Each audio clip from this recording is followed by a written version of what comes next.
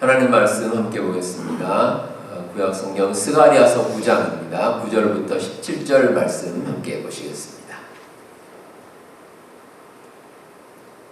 스가랴서 9장 9절부터 17절까지 하는 말씀 찾으신 대로 한 절씩 교독하겠습니다.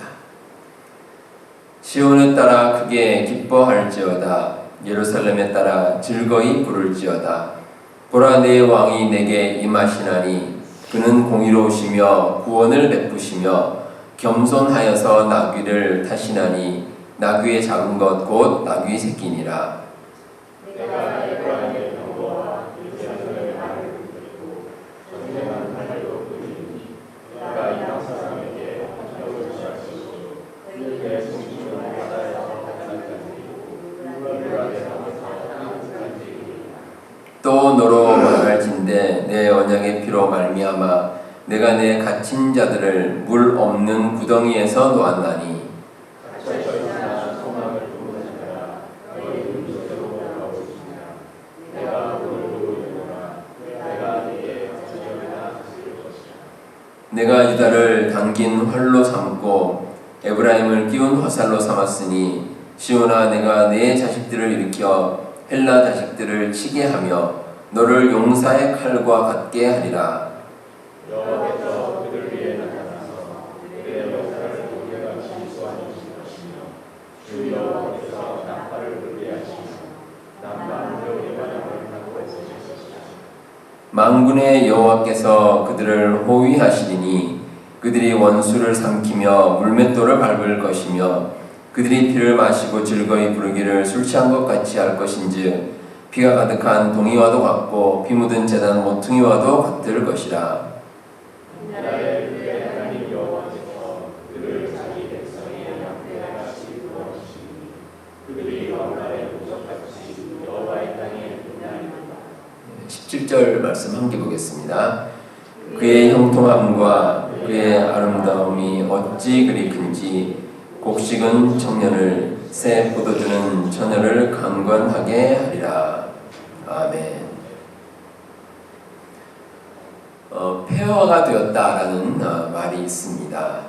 전쟁이나 재해 등으로 인해서 건물이 파괴되어서 이제 사람이 살기 힘든 그런 상황이 된 것을 의미합니다.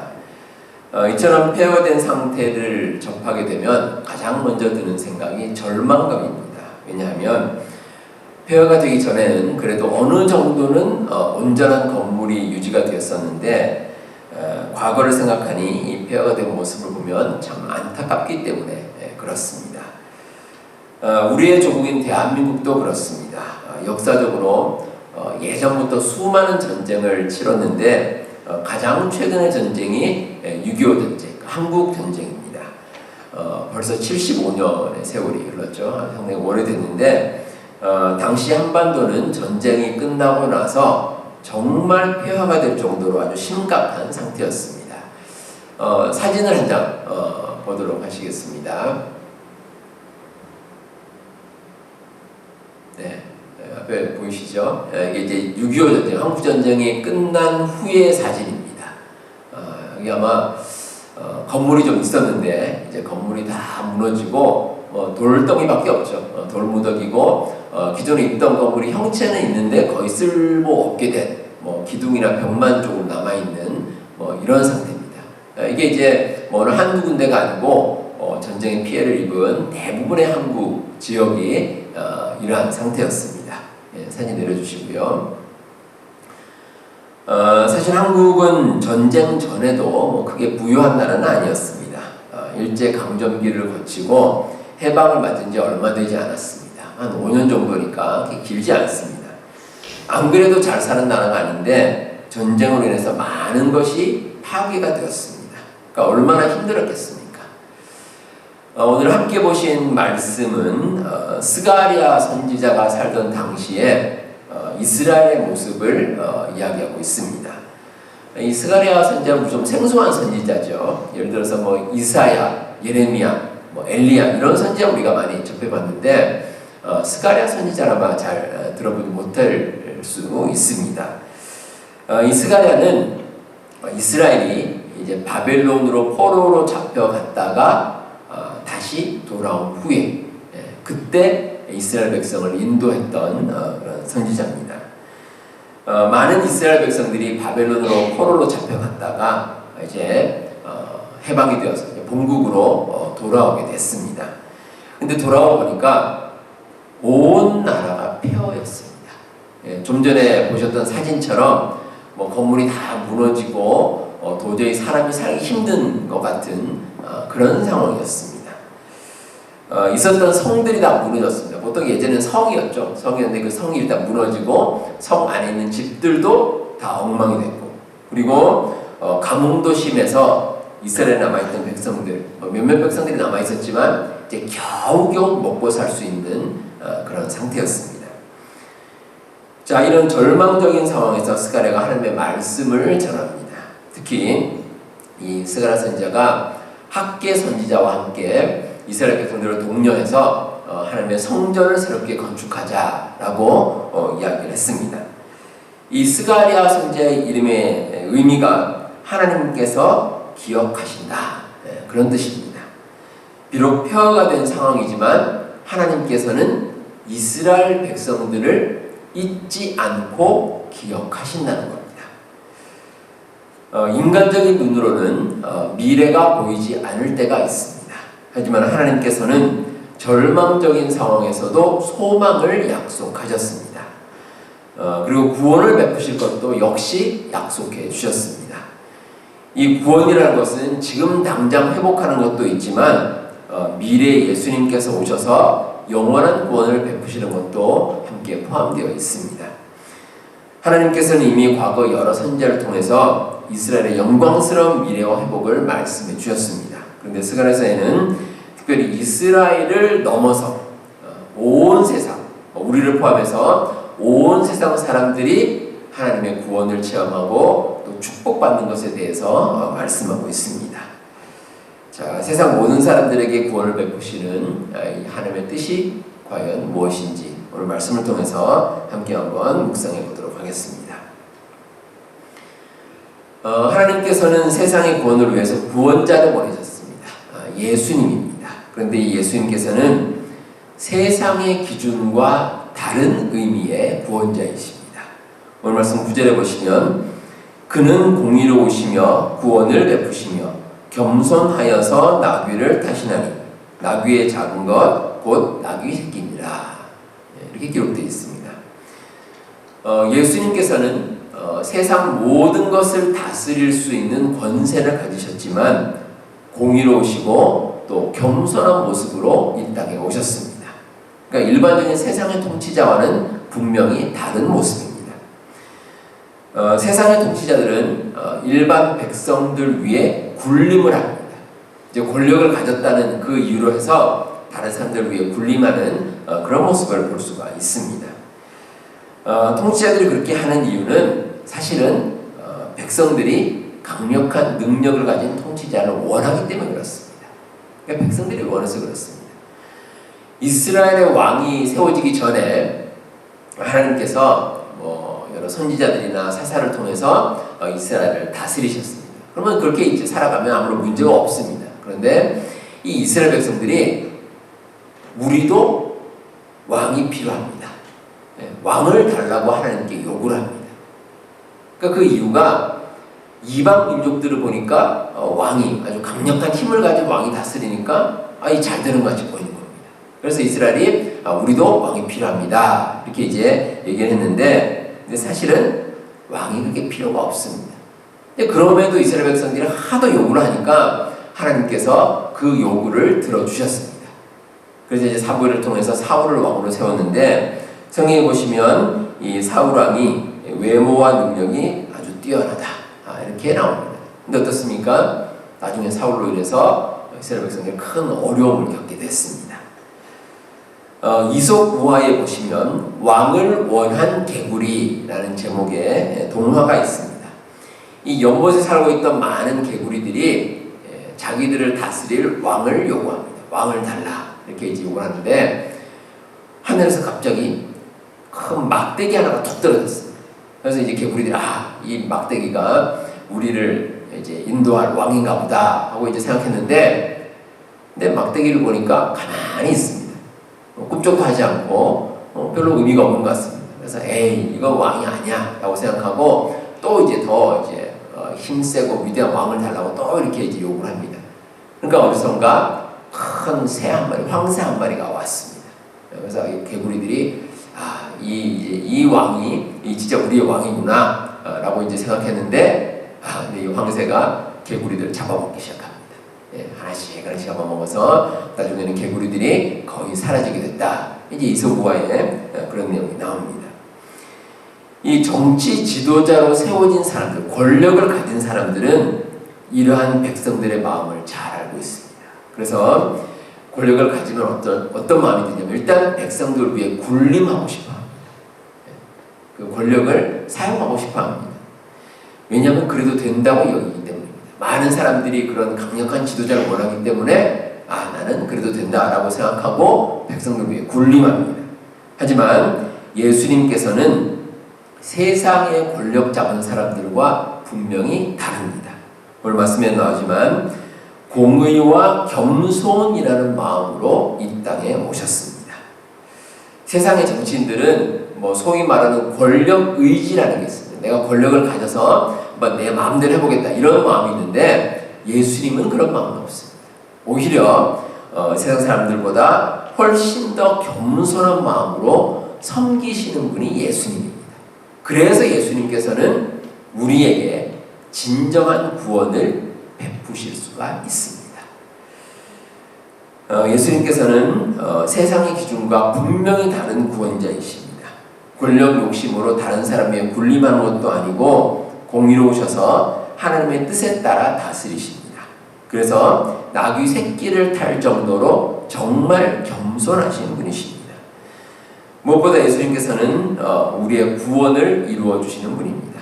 예수님께서 이루시는 구원은 일부 사람에게만 적용되는 게 아닙니다. 그러니까 이스라엘 사람에게만 적용되는 게 아니라 세상의 모든 사람들, 우리를 포함해서 모든 인류가 함께 할 수 있는 구원을 예수님께서는 선포해 주셨습니다. 우리 하나님의 구원 계획은 사람의 생각과 다릅니다. 세상에 물든 사람들은 이 사실을 깨닫지 못합니다. 하지만 우리와 다른 그런 놀라운 능력과 놀라운 성품을 가지신 예수님께서는 우리를 온전히 구원해 주시고 우리를 온전히 세워 주십니다. 우리가 살아가는 가운데 때로는 영적으로나 육적으로 폐허가 된 것 같은 그런 힘든 상황을 겪을 때가 있습니다. 그럴 때에도 우리의 삶을 새롭게 해주시고 우리에게 구원의 축복을 베풀어 주실 분은 예수님이십니다. 우리 성도 여러분, 이 진리를 꼭 기억하시고 우리 예수님을 통해서 새로운 힘을 얻어가신 우리 성도님들 다 되시기를 바랍니다. 다음으로 하나님께서 보내주신 구원자 예수님께서는 온 세상에 화평을 주시는 분이다, 이렇게 말씀하고 있습니다. 그 말씀 10절에 보시면 내가 에브라임의 병거와 예루살렘의 말을 끊겠고 전쟁하는 활도 끊으리니, 자, 이런 말씀이 기록되어 있습니다. 예수님께서는 구원자로 이 땅에 오셨는데 가장 큰 역할 가운데 하나가 이 땅에 평화를 주셨습니다. 참된 평화, 참된 평안을 우리에게 허락해 주셨습니다. 전쟁이 아니라 화평을 이루시는 예수님. 그래서 예수님께서는 이 세상 사람들과 분명히 다른 면이 있습니다. 자, 여러분들 한번 생각해 보시기 바랍니다. 이 세상에 많은 전쟁들이 있습니다. 지금도 전쟁이 있죠. 러시아와 우크라이나 전쟁을 아직도 계속 벌써 3년도 더 지났죠. 오래 지났는데 계속 전쟁하고 있고, 또 이스라엘과 팔레스타인, 요즘은 평화조약을 맺었다고 하지만 또 언제 또 이렇게 싸우게 될지 우리가 알 수가 없습니다. 자, 이런 전쟁이 왜 일어나겠습니까? 왜 전쟁이 일어날까? 궁극적으로 보면 인간이 가진 욕심 때문입니다. 욕심. 특히 이제 정치 지도자들이 이 나름대로 다 욕심이 있습니다. 그러니까 전쟁을 일으켜서라도 자기 욕심을 채우고자 하는 겁니다. 어느 나라든지 마찬가지입니다. 전쟁을 일으키는 가장 큰 원인은 결국은 욕심입니다. 뭔가 영토도 더 차지하고 또 뭔가 전리품도 찾아오고 어떤 식으로든지 아니면 자기 정치적 입지를 위해서 어떤 식으로든지 자기의 욕심이 개입된 것이 바로 전쟁입니다. 그런데 예수님께서는 이런 인간적인 욕심이 없으십니다. 그렇기 때문에 예수님께서는 이 세상에 참된 평화를 가져올 수가 있습니다. 사람들은 할 수 없습니다. 사람들은 할 수 없는 평화를 예수님께서 가져오시는 겁니다. 지구상에 존재하는 새 가운데 가장 크고 오래 사는 새가 있습니다. 알바트로스라는 이름의 새입니다. 이 날개를 펴면 한 3, 4m 정도가 되고 그리고 평균 수명이 한 50세 정도, 50년 정도고 한 70년을 사는 그런 새도 있다고 합니다. 그리고 날아가는 속도도 상당히 빠릅니다. 보통 지속 빨리 날면 120km 이상 아주 빠른 속도로 하늘을 날 수가 있습니다. 근데 이렇게 몸집도 큰 새가 아주 빨리 날 수 있는데 근데 그 비결이 있습니다. 그 비결이 이 알바트로스는 뼈 속이 많이 비어있다고 합니다. 자, 그러다 보니까 사실은 뼈에 힘이 없습니다. 그럼 어떻습니까? 이제 새들이 날개짓을 하고 날아가야 되는데 날개짓을 잘 못합니다. 잘 못하고 처음에는 좀 날개짓을 하지만 그 다음에 하늘로 빛난 다음에는 그냥 공기 힘으로 그 힘으로 빠르게 날아갑니다. 자, 이게 무슨 뜻이겠습니까? 내가 뭔가를 한다는 것이 이 욕심이 뭔가 이룰 수 있을 것 같지만 그렇지 않습니다. 특별히 다른 누군가와의 사이에서 내 욕심을 자꾸 강조하다 보면 결국은 다툼과 갈등이 생깁니다. 그러면 어떻습니까? 평화가 없습니다. 그런 평화가 없고 서로 싸울 뿐입니다. 그게 세상의 원리입니다. 근데 예수님께서는 모든 욕심에서 자유로우십니다. 그래서 이 세상에 평화를 가져올 수가 있습니다. 더욱이 예수님께서는 이 화평, 평화를 위한 능력도 가지고 계십니다. 자, 우리가 어떤 갈등이 있고 다툼이 있을 때 제3자가 그 갈등과 다툼을 다 없이 하고 평화를 가져오려면 그 사람에게 능력이 있어야 됩니다. 능력이 반드시 필요합니다. 세계 평화를 위해서 예를 들어서 국제기구인 그 유엔이 있습니다. 유엔. 그런데 유엔이 사실은 제 역할을 잘 감당을 못합니다. 뭐 전쟁이 일어나도 유엔이 중재해서 전쟁을 그치게 한다. 이런 일은 잘 없습니다. 왜 그렇겠습니까? 힘이 없어서 그렇습니다. 유엔이 그럴 만한 능력이 없습니다. 근데 예수님께서는 이 화평을 위한 모든 자격을 가지고 계십니다. 앞서 말씀드린 대로 사람들이 가진 욕심도 없고 그리고 욕심이 없음에도 모든 것을 행하실 수 있는 능력도 있으시고 그래서 예수님께서는 이 땅의 모든 사람들의 삶 가운데 진정한 화평과 평안을 가져오실 수가 있습니다. 자, 그러면 우리의 삶을 한번 돌아보겠습니다. 여러분들의 삶 가운데 평안과 화평이 있으십니까? 평안과 화평. 사실 오늘날은 이런 평화와 화평을 누리기가 참 힘든 사회입니다. 왜냐하면 우리의 삶이 상당히 복잡하고 분주합니다. 우리가 편리하다고 생각하지만 오히려 그만큼 더 어렵고 복잡한 것이 오늘날 우리들의 삶입니다. 그래서 경쟁도 심해지고 또 신경 쓸 것도 많고 여러 가지 복잡하고 또 머리 아프고 어려운 것이 오늘날 우리들의 삶입니다. 근데 이런 시대에 우리가 평화를 누리려면 더욱더 예수님께서 주시는 화평이 필요합니다. 세상이 주지 않는 화평입니다. 요한복음 14장 27절 말씀처럼 예수님께서 우리에게 주시는 평화는 세상이 주는 것과 같지 않습니다. 그래서 우리가 예수님께 모든 것을 의지하고 살아갈 수가 있습니다. 찬송가 410장에 보시면 우리 주님께서 주시는 평안에 대해서 기록되어 있습니다.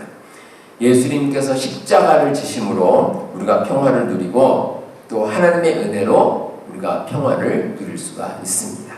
그리고 이 모든 평화는 하나님께서 우리에게 주시는 선물입니다. 우리에게 선물로 주셨습니다. 그래서 우리가 누릴 참된 평화는 세상이 줄 수 없는 것이고 온전히 하나님께서만 우리에게 주실 수 있습니다. 무엇보다 예수님께서는 온 세상의 평화를 주기 위해서 이 땅에 오신 구원자이십니다. 참된 평화를 주시는 우리 예수님을 통해 우리 여러분들의 삶 가운데서도 참된 평안을 날마다 누리며 사시기를 바랍니다. 마지막으로 예수님께서는 갑절로 보상하시고 축복하시는 구원자가 되신다라고 오늘 말씀은 이야기하고 있습니다. 10절에 보시면 갇혀 있으나 소망을 품은 자들아 너희는 요새로 돌아올지어다. 내가 오늘도 이르노라. 내가 내게 갑절이나 갚을 것이다. 자, 하나님께서 예수님 통해서 우리에게 구원의 역사를 베풀어 주시는데 참 놀라운 축복입니다. 이 축복은 갑절입니다. 갑절. 이 갑절이라는 것은 우리가 상상하는 것 이상이라는 겁니다. 우리가 생각하는 것 이상으로 하나님께서 우리에게 축복을 주십니다. 스가랴 선지자는 하나님의 역사하심에 대해서 갑절이라는 말로 표현합니다. 상상할 수 없는 놀라운 축복이라는 뜻입니다. 이 스가랴가 연한 핵심은 예수님의 탄생입니다. 예수님께서 나귀 새끼를 타고 예루살렘에 입성하신다. 이제 예수님의 탄생을 예언한 건데, 근데 이 스가랴 선지자가 살던 당시로부터 예수님이 탄생하기까지에는 500년이라는 시간이 있어요. 500년. 보통 이제 조선 왕조가 500년이라고 그러죠. 아주 긴 시간입니다. 상당히 긴 시간입니다. 그러니까 어쩌면 이 후손들은 이 스가랴 선지자의 예언에 대해서 잊어버릴 수도 있습니다. 그런데 하나님께서는 500년이나 지난 그 시대에 일어날 일을 미리 예언해 주셨습니다. 그러니까 그만큼 놀라운 축복이라는 거죠. 정말 대단한 갑절의 축복이 분명히 있을 거란 겁니다. 예수님을 통해서. 예수님 통해서 그런 축복이 있습니다. 그래서 우리가 가져야 될 마음이 있습니다. 이 500년이라는 시간 참 먼 이후에 일어날 일이지만 그러나 하나님께는 긴 시간이 아닙니다. 하나님은 그렇지 않습니다. 하나님께서는 태초부터 우리와 함께 하셨습니다. 태초부터 모든 걸 계획하시고 모든 것을 섭리하시기 때문에 우리 하나님께서는 아주 오랜 후에 일어날 일도 다 하나님께서 인도해 주십니다. 그래서 우리가 가져야 될 마음이 있습니다. 꿈을 접으면 안 됩니다. 하나님께서 정하신 계획이 있습니다. 그렇다면 우리는 포기하지 말고 우리 예수님을 온전히 믿고 의지해야 할 것입니다. 우리가 생각하는 시간은 하나님의 시간과 다를 수 있습니다. 내가 생각하기에는 곧 이루어지면 좋겠다. 빨리 이루어지면 좋겠다고 생각하지만 그러나 하나님께서는 또 정하신 시간이 따로 있습니다.